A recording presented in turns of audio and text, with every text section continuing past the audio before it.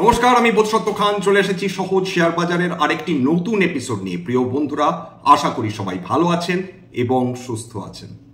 আজকে ভারতীয় শেয়ার বাজার আবার উত্থান দেখলো, খুব কনভিনসিংলি 25,000 নিফটি ছাড়িয়ে গেল।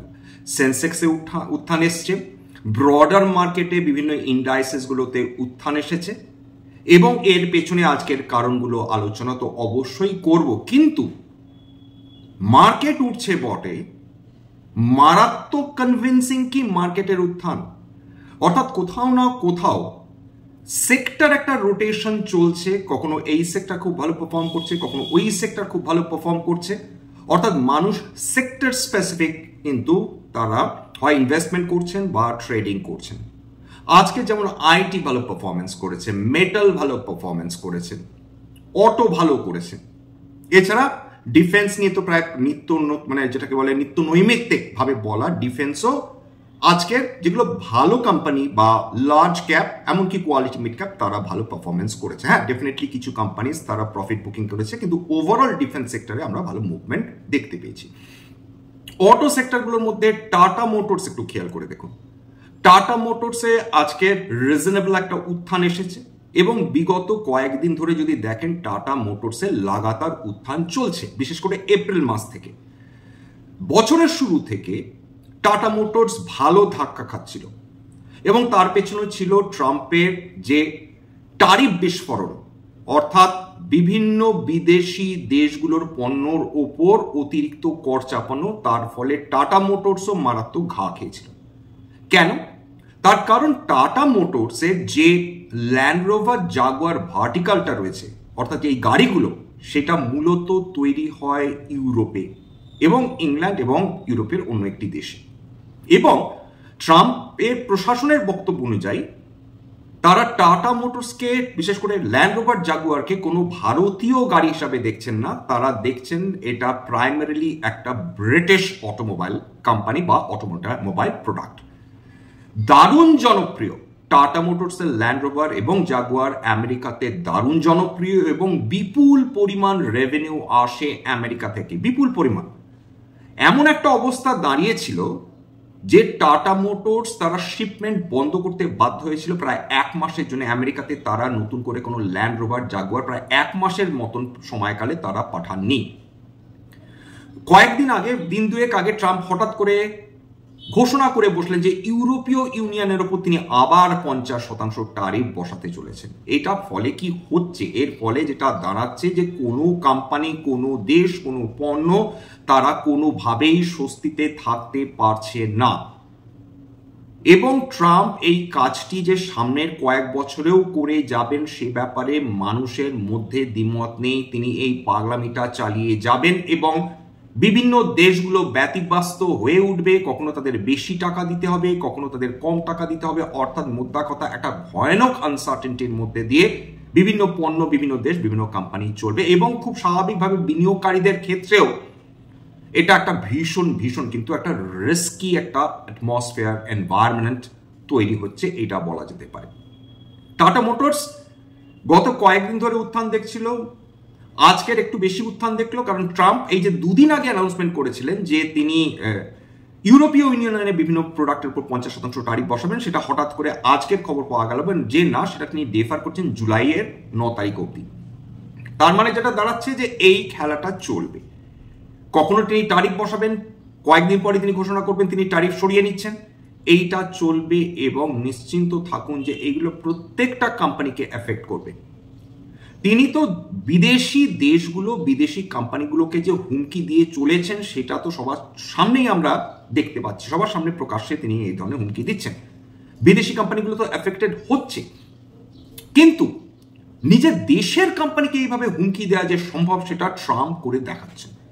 অ্যাপেলকে সরাসরি হুমকি দিয়েছে, আমার দেশেই তোমাদের অ্যাপেলের বিভিন্ন মোবাইল উৎপাদন করতে হবে, নইলে 25% ট্যারিফ দাও।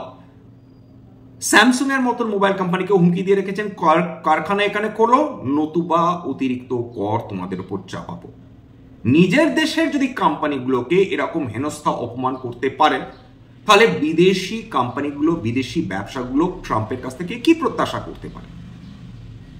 এইটার ফলে যেটা দাঁড়াচ্ছে যে ট্রাম্পের হুমকির ফলে একদম খুব সোজাসুজি ভাষায় বলতে গেলে একটা ট্রেড ওয়ার চালু হয়েছে, সেটা দিনের পর দিন বৃদ্ধি পাবে এবং আমাদের এটাই অ্যাডজাস্ট করে চলতে হবে। সমস্ত দেশগুলো সহ্য করছে আমেরিকার এই বেয়ারাপনা তথা ট্রাম্পের এই বেয়ারাপনা, এবং খুব সত্যি কথা বলতে খুব বেশি দিন বিদেশি দেশগুলো এটা মেনে নিতে পারবে কি? ক্ষতি নিজের দেশের কোম্পানিগুলো যদি মারাত্মক ক্ষতির মুখোমুখি হয়, সব দেশ এটা মেনে নেবে? কোথাও না কোথাও ভবিষ্যতের জন্য বিভিন্ন দেশ তথা আমাদের দেশ, বিভিন্ন দেশের কথা কেনই বা ধরবো, আমাদের দেশও কিন্তু এর মধ্যে পড়ছে, একটা ইনকনসিস্টেন্সি রয়েছে। এর সঙ্গে সঙ্গে জিওপলিটিক্যাল টেনশন অ্যাড করুন, অর্থাৎ জিওপলিটিক্যাল টেনশন বাড়ছে, বই কমছে না। একদিকে ইসরায়েল, তারা ক্রমাগত ধ্বংসলীলা চালিয়ে যাচ্ছে, অন্যদিকে রাশিয়া ইউক্রেন যুদ্ধ থাম্বো করছে কিন্তু থামছে না, তারা পরস্পরের প্রতি মিসাইল ছোড়াছড়ি বৃদ্ধি করেছে। এইদিকে ডান দিকে আমাদের ডান দিকে এবং বাঁদিকে দুটি প্রতিবেশী দেশই অশান্ত, আমাদের সঙ্গে তো একপ্রস্ত হয়ে গিয়েছে। সুতরাং সার্বিকভাবে জিওপলিটিক্যাল কন্ডিশন এই মুহূর্তে স্টেবল নয়। ভারতবর্ষের ক্ষেত্রে কয়েকটা সুখবর ডেফিনেটলি রয়েছে, সেটা আজকে আলোচনা করব, যে কারণে বাজার চড়েছে। এক নম্বর হচ্ছে ট্রাম্প যে মুহূর্তে ইউরোপীয় ইউনিয়নের মাথা থেকে 50% ট্যারিফ সরিয়ে নিয়েছে, তার মানে একটা স্বস্তি পাওয়া গেল, কিছুটা এই ট্রেড ওয়ারের যে তেজ সেটা কমলো, এটা এক নম্বর।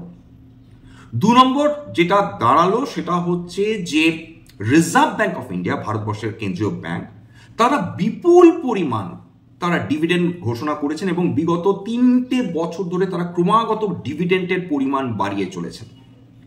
এই বছর তো record dividend reserve bank of India Bharat সরকারকে দিয়েছেন, 2,70,000 কোটি টাকা dividend reserve bank of India Bharat সরকারকে দিয়েছেন। এর ফলে কি সুবিধাটা হবে? এর ফলে যেটা সুবিধা হবে, আপনারা প্রত্যেকেই জানেন যে ভারতবর্ষের যেটা ফিস্ক্যাল ডেফিসিট, অর্থাৎ যেটা রোজগার হয় ট্যাক্সের মাধ্যমে এবং ভারত সরকার যেটা খরচ করেন নানা খাতে, যেটা ব্যয় করেন সার্বিকভাবে নিজের জনসাধারণের জন্য, তার যে পার্থক্য সেটাই ফিস্ক্যাল ডেফিসিট, অর্থাৎ সরকার খরচ বেশি করছেন, আয় কম করছেন। রিজার্ভ ব্যাংক অফ ইন্ডিয়া এই বিপুল পরিমাণ যে ডিভিডেন্ড ঘোষণা করলেন, তার ফলে বিশেষজ্ঞরা মনে করছেন যে ফিস্ক্যাল ডেফিসিট এস্টিমেটেড ছিল 4.4%, অর্থাৎ যে গ্যাপটা, আমরা আয় কম করছি ব্যয় বেশি করছি, সেটা কিছুটা পরিমাণ কমতে পারে। কতটা কমতে পারে? 15 বেসিস পয়েন্ট কমতে পারে, 0.15% কমতে পারে। সেটা কিন্তু কম কথা নয়, মুখের কথা নয়, বেশ খানিকটা স্বস্তি দেবে ভারত সরকারকে, এলবো রুম দেবে। মানুষের ক্ষেত্রে আরেকটু হয়তো বা বেশি খরচ তারা করতে পারবেন, ইনফ্রাস্ট্রাকচার ডেভেলপমেন্টে ভারতবর্ষের কাজে সেটা লাগাতে পারবেন। এইটা ভারতীয় শেয়ার বাজারকে দারুণ স্বস্তি দিয়েছে, ট্রেডার্স ইনভেস্টার্সরা প্রত্যেকেই স্বস্তি পেয়েছে।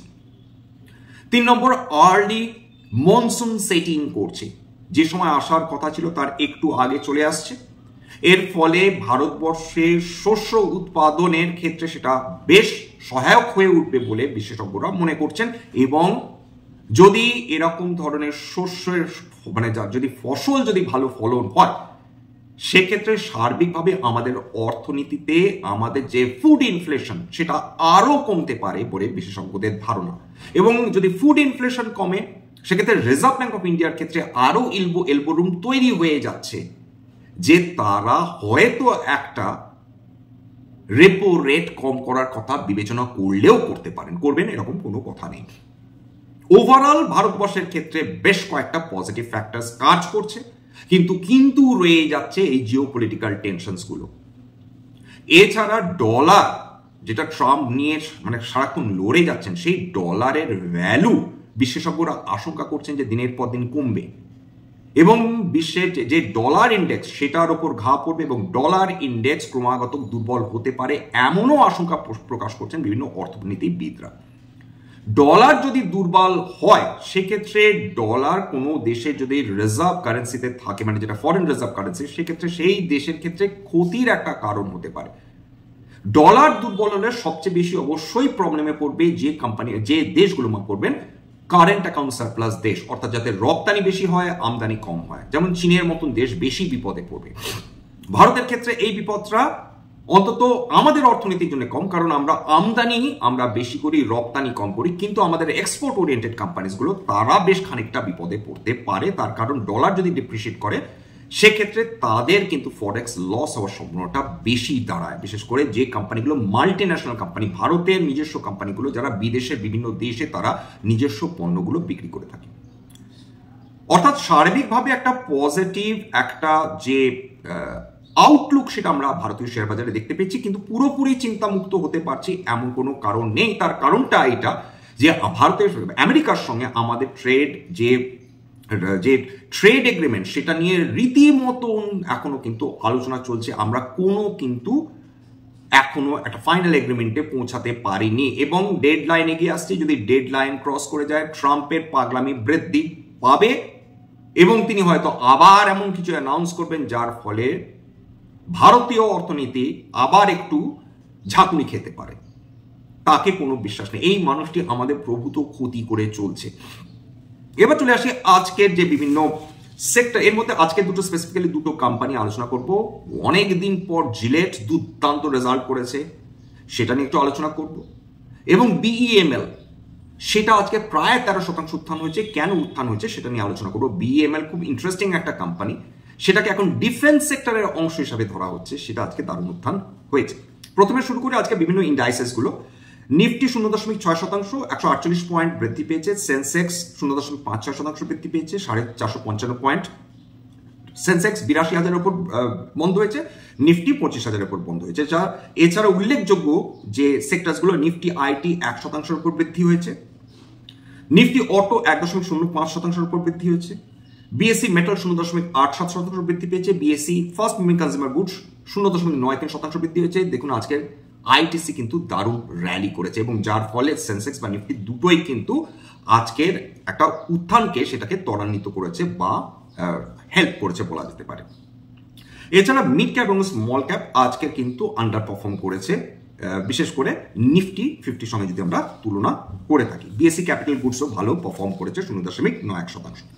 ডিফেন্স স্টকসগুলোতে যেগুলো সবচেয়ে বেশি উত্থান দেখেছে এবং যেগুলো সবচেয়ে বেশি, সবগুলো আলোচনা করা সম্ভব না। দেখুন সেটা হচ্ছে যেগুলো সর্বাধিক উত্থান দেখেছে, নিব লিমিটেড 5% উত্থান, সোলার ইন্ডাস্ট্রিজ আজকের 52 সপ্তাহের উচ্চতা ছুঁয়েছে 3.6% উত্থান। এছাড়া ম্যাসগাঁও ডকস শিপইয়ার্ড 1.79% উত্থান। তাছাড়া ডেটা প্যাটার্নস 3.85% উত্থান। পতন কি দেখেছে, আইডিএফ ফর্জ টেকনোলজি 4%-এর উপর পতন। এছাড়া কোচিন শিপইয়ার্ড 1.4%-এর উপর পতন, এমটিএআর টেকনোলজিস 2.77%-এর উপর পতন এবং প্রিমিয়ার এক্সপ্লোসিভস 4.14% পতন। এবার চলে আসি আজকের দিনে যেগুলো নিফটি 500-এর অন্তর্গত স্টকসগুলো যারা সর্বাধিক বৃদ্ধি দেখিয়েছে। হুডকো সেটা প্রায় 4.6% বৃদ্ধি। তাছাড়া Divi's labs, solar industries, Astra limited মাফ করবেন, supreme industries 197 PTM, Inox wind এরা 3%-এর উপর উত্থান। কন্টেনার কর্পোরেশন, গোদরেজ প্রপার্টিজ, ভেল, Kalyan jewellers, IRFC, Adani green energy, Vodafone idea এবং বাজাজ অটো 2-2.5%-এর মধ্যে 3%-এর মধ্যে উত্থান দেখেছে। পতন সর্বাধিক কোন কোম্পানিজগুলোতে আজকে এসেছে, নিফটি 500-এর অন্তর্গত বালকৃষ্ণ ইন্ডাস্ট্রিজ 6.32% আজকের পতন দেখেছে। এছাড়া ইটার্নাল বা জোম্যাটো সেটা 4.5%-এর উপর পতন দেখেছে। তাছাড়া ডালমিয়া বড়তো 4%-এর উপর পতন দেখেছে। তাছাড়া angel one, ICICI Lombard, RBL bank, Ramco cements, Glenmark, Aditya Birla finance, InterGlobe aviation এরা 1 থেকে প্রায় 3%-এর মধ্যে পতন দেখেছে। যেগুলো আজকের 52 হাই আলোচনা করার মতন কয়েকটা কোম্পানি, আরতি pharma, Anupam Rasayan, APL Apollo, Authum investments, Camlin fine sciences, care ratings, city union bank, Divi's lab, EID Parry, HDFC asset management company, HDFC life, ICICI bank এবং আইটিটি সিমেন্টেশন এরা 52 সপ্তাহের উচ্চতা আজকে ছুঁয়ে গিয়েছে। তারপর জিলেট ইন্ডিয়া আজকে প্রায় বলা যেতে পারে প্রায় 7%-এর উপর উত্থান দেখেছে। কি কারণে, মানে 6.96%। রেজাল্ট দুর্দান্ত, 47 টাকার ডিভিডেন্ড অ্যানাউন্স করেছে। এর প্রাইস চলছে প্রতি শেয়ার 9,404 টাকা। কেন এই কোম্পানিটা এত শক্তিশালী ফান্ডামেন্টালি কোম্পানি? দেখুন, হ্যাঁ, স্টক প্রাইস টু আর্নিংস এর দিক থেকে এটা একটু এক্সপেন্সিভ 57.5, কিন্তু জিলেটের মতন কোম্পানিগুলো ইউজুয়ালি এক্সপেন্সিভ থাকে। রিটার্ন অন ক্যাপিটাল এমপ্লয়েড দুর্দান্ত 58.9, রিটার্ন অন ইকুইটি ফ্যান্টাস্টিক 42.5, এর price two earnings growth ratio কিন্তু মারাত্মক এক্সপেন্সিভ 5.56। এর প্রাইস টু বুক ভ্যালু বেশ এক্সপেন্সিভ 30। এইবার অ্যাসেট টার্নওভার খুবই ভালো 1.41। রিটার্ন অন অ্যাসেটস দুরন্ত 22.2। অপারেটিং প্রফিট মার্জিনও খুবই ভালো 26.9। এবং এর ফ্রি পজিটিভ ক্যাশ ফ্লো 1714 কোটি টাকা গত 5 বছরে। ওভারঅল ফান্ডামেন্টালি কোম্পানিটা কিন্তু বেশ সাউন্ড। উপরন্তু গত 13টা কোয়ার্টারের মধ্যে সর্বাধিক ভালো রেজাল্ট করেছে। ইয়ার বলুন সেটাও তারা প্রফিট এক্সিড করে গিয়েছে। বিএমএল এর ক্ষেত্রে কি খবর? বিএমএল এর ক্ষেত্রে যেটা খবর দাঁড়িয়েছে সেটা হচ্ছে তারা আজকে যে প্রায় 13% উত্থান দেখলো তার পেছনে 22,000 কোটি টাকার তারা অর্ডার বুক তারা দেখাচ্ছে।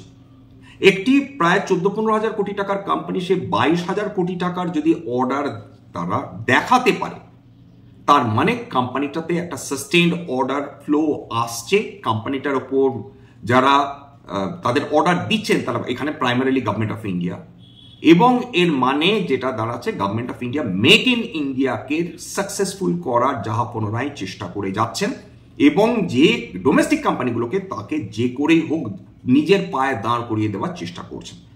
এর ফলে ডিফেন্স স্টকগুলোতে যে বুস্ট আপ হচ্ছে বিগত কয়েকদিন ধরে সেখানে আশ্চর্য হবার মতন কিছু নেই, এবং এটা যে খুব শর্ট টার্মের জন্য এমনটি হতে চলেছে মাত্র কয়েকদিনের জন্য তা কিন্তু নয়। এটা is a very very long term story.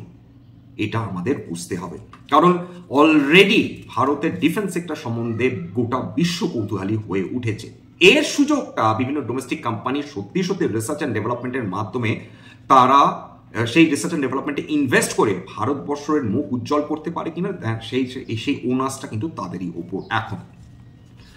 এবার ডলারের ক্ষেত্রে ডলার আজকে আবার কিছুটা দুর্বল হয়েছে ভারতীয় মুদ্রার তুলনায় 85 টাকা 12 পয়সায় নেমে এসেছে। ইউরোপীয় মার্কেটে ক্যাক এবং ড্যাক 1%, ক্যাক 1%-এর ওপর, ড্যাক 1.59%-এর ওপর লাস্ট ট্রেড করছিল। কেন করছিল? খুব স্বাভাবিকভাবে ইউরোপীয় ইউনিয়নের ওপর থেকে যদি 50% ট্যারিফ সরিয়ে নেন ট্রাম্প, সেক্ষেত্রে তাদের নিজস্ব কোম্পানি ফ্রান্স বলুন, ইংল্যান্ড বলুন, জার্মানি বলুন, এরাই তো মেন এক্সপোর্টার, সুতরাং তাদের ইকোনমি তাদের কোম্পানিগুলো স্বস্তি পাবে। সুতরাং সেখানে একটা পজিটিভ র্যালি আজকে হয়েছে। এশিয়ান মার্কেটস মিক্স ছিল। হ্যাংসেং 1%-এর উপর পতন, তাইওয়ান প্রায় 8%-এর উপর পতন, কসপি যদিও প্রায় 2%-এর উপর উত্থান দেখেছে, নিকিও প্রায় 1%-এর উপর আজকের উত্থান দেখেছে, সাংহাই ভীষণ ফ্ল্যাট ছিল।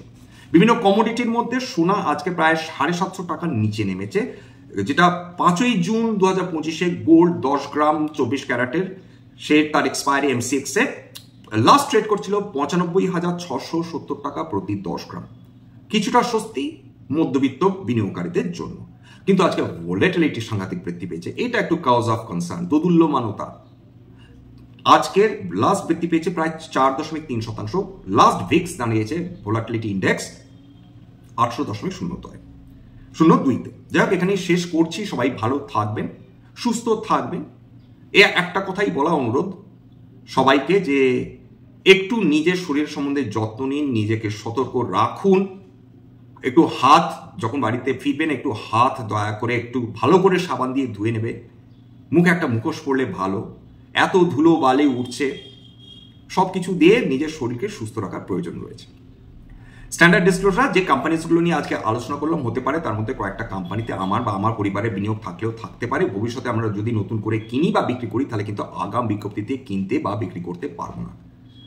এবার স্ট্যান্ডার্ড ডিসক্লেমার, এটা কেবলমাত্র একটা এডুকেশন চ্যানেল। বাঙালি বিনিয়োগকারীদের ইনভেস্টার অ্যাওয়ারনেস বৃদ্ধির জন্য এখানে কোনো ধরনের কোনো শেয়ারের buy sell recommendation, suggestion, advice এমনকি ইনফ্লুয়েন্স করা হয় না।